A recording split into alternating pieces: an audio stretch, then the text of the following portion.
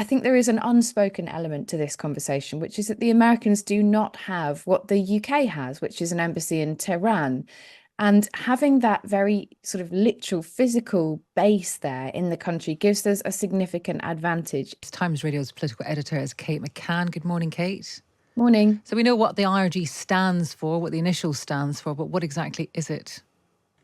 So the Islamic Revolutionary Guard Corps is, it was created really after the Iranian Revolution, and it's sort of designed to defend the country's Islamic system. It's got 190,000 personnel attached to it. It's a military, political, economic organization, but it is seen by many, particularly those in the West, as, a really important tool in Iran's kind of toolbox of creating this tension across the region. And that is why you are hearing these calls for proscription, which is for the group to be banned and for it to become illegal to support or to be a member of that group.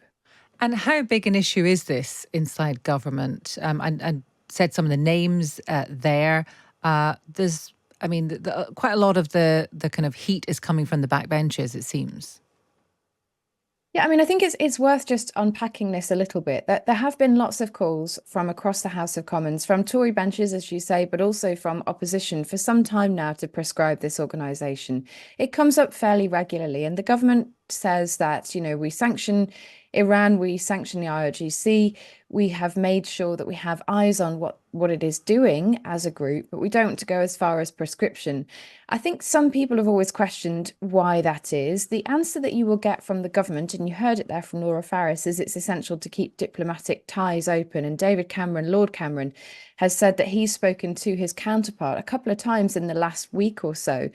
But really, I think there is an unspoken element to this conversation, which is that the Americans do not have what the UK has, which is an embassy in Tehran.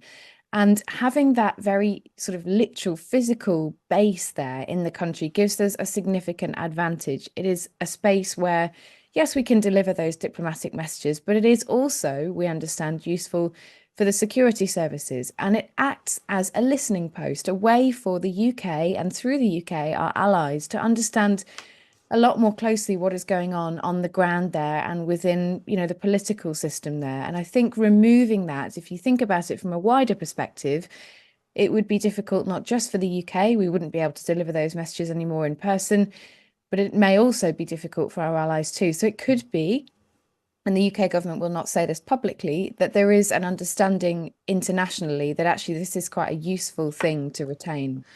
Kate, thank you very much. That's Times Radio's political editor, Kate McCann. Let's talk to someone who has been campaigning for a long time on Iran, the British-Iranian actor and comedian Omid Djalili, who joins us now. Good morning to you, Omid. Good morning. You have been talking about this for some time. Has Iranian influence in the UK become more of a problem in recent years? And if so, in what way? I'm listening to everything that's being said, and I'm absolutely aghast. I can't believe what I'm hearing. It's so British, isn't it? That we can't prescribe them because we want to keep diplomatic channels open. We want to be able to voyeuristically see what's going on whilst, the Iranian regime is slaughtering its own people. They're slaughtering women. We're not supporting the woman life freedom. I can't believe people who are pro-women we're just watching what's going on in Iran. And we want to keep diplomatic relations open with what is a state that's referred to itself as a terrorist state. It is unbelievable to me that the threat in the UK, we have seen it. IRGC, Islamic Republican Guard Corps, have been threatening, and only recently had an attack on an Iran international journalist, Puria Zerayati, who was stabbed in the leg, and they ran away and they've disappeared, these people. And the Metropolitan Police is doing nothing. They had kind of offices in London. They were told to leave because we can't protect you. This is absolutely unconscionable. We're allowing this to happen, and it just shows such weakness on behalf of Britain. Has this affected you personally, Omid? Has the sort of the threat, that sort of shadowy, imposing threat of the Iranian state impacted you? Because you are a very free speaker. You go around the world talking about this. You pull no punches. You tell it how it is. Do you get threatened? I do, but not in a way that I take seriously. I know that when I see in comparison to what's happening on the streets of Iran, where people protest and they get hanged, if and all they ask for, the people of Iran, all they ask for is two things. They ask for people in the West to refuse silence, which I've tried to do. They cut the internet there, so with the odd videos that come out, I try and show what the people of Iran are saying. And the other thing they're asking for is to prescribe the IRGC as a terrorist organization. That's all they're asking for, because if you do that, it'll be the end of the regime. I think that, I can't feel bothered by it. I have to carry on and speak out because that's what the people of Iran want me to do.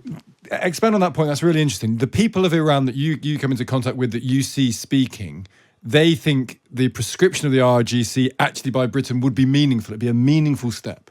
It is the only thing they're asking for. They're not asking for anything else. If you prescribe the IRGC as a terrorist organization, it isolates the regime. It gives an exit strategy to the people who are in the IRGC themselves, who don't want to be there, so they will leave. And as soon as they're gone, the regime is isolated, and the people will deal with the regime as how they fit. That is the only thing they're asking for. The fact that we are holding this back, we've been talking about this for over 2 years now, and people are saying this is now ridiculous. And when we see liberal people supporting the IRGC, supporting the Islamic Republic of Iran, this is not only ridiculous, the moral dissonance is absolutely ridiculous. It's unconscionable, really, because what you're doing is you're supporting terrorism. That's what you're doing. And that is what the people of Iran want. And it's a simple thing, which if the European Parliament, if the UK does it, the world will do it. The regime is isolated and it's over for the regime. Do you think people get clouded by the issue around Israel? That you have people who are sort of fellow travelers against Israeli behavior, which is a perfectly legitimate political position to criticize Israel as a state in terms of what its conduct. That seems to me a perfectly legitimate political position. It's a defensible position. It can be argued with, but it is defensible. Do you think that stance is in some way making people willfully blind to Iran because there's a sort of, well, I'm against some of Israel's behavior, therefore I can't come out too strongly against Iran? Yes, exactly. I think, as Carl Jung says, people don't think, they only judge. And I think that's the problem right now. And I think that, of course, all of us are with the Palestinian people. All of us wants this. We all want this war to stop. But, at the end of the day, most people who think know, if you leave Israel alone, the Israelis and the Palestinians get on very, very well. It's extremism. It's extremism. We had in 1995, Yigal Amir, who was a Jewish extremist who killed the prime minister, the Israeli prime minister, Yitzhak Rabin. And now this new player in town, the Islamic Republic of Iran, they're the ones meddling. They are. We keep using this thing about they are the head of the snake, and they're there to wreak havoc in the whole region. This whole thing of course, there's history between Israel and Palestine, and we acknowledge that. But I think people are blinded. The same people who were supporting the women, life, freedom, they're now saying we support the Islamic Republic of Iran because if it means the destruction of Israel, hell yeah. We're with the Islamic Republic of Iran, and the moral dissonance of that is just off the scale. And just finally, we need to keep in our mind this distinction between the theocratic government, which rules by repression, and the people of Iran. And it's quite hard to do that if you don't engage much with the Iranian culture. I suspect that's an important thing for people to bear in mind, isn't it? That the people of Iran and the government of Iran are very, very different things. Stig, I'm so glad as a final point, I'm so glad you brought that up, because the Islamic regime does not reflect the Iranian people. The Iranian people have no problem with the people of Israel. People have no problem with people. That's the thing. It's these ridiculous governments that try and hold on to power, that don't mind killing their own people. And, this whole show of sending over 300 drones. I mean, it's just ridiculous. Who contacts their enemy? Right, we're going to send over 300 drones. You shoot them down. Hopefully no people will be killed. And, that's the matter over. I mean, who does that? And they kill their own people like flies. This is so important for people to know. The Iranian people have nothing to do with the Islamic regime. And I believe a lot of Israelis would also say that they have nothing to do with a government that is continuing to kill Palestinians and don't seem to make a differentiation between Hamas and the people of Palestine. So that's a very, very important point to finish on. Thank you. Well, listen, and great to speak to you, Omid. You're doing great work, and we're grateful to you for coming on. Cheers, guys. Take care. Bye-bye. That's Omid Djalili there, the British Iranian. He's a comedian, he's an actor, but he's also a campaigner in this area. It is 8:17. Coming up after 8:30, we will hear from the former Defence Secretary, Ben Wallace, who's written a very strong piece in the paper today about Iran. Iran is a bully and bullies must be hit hard until they get the message.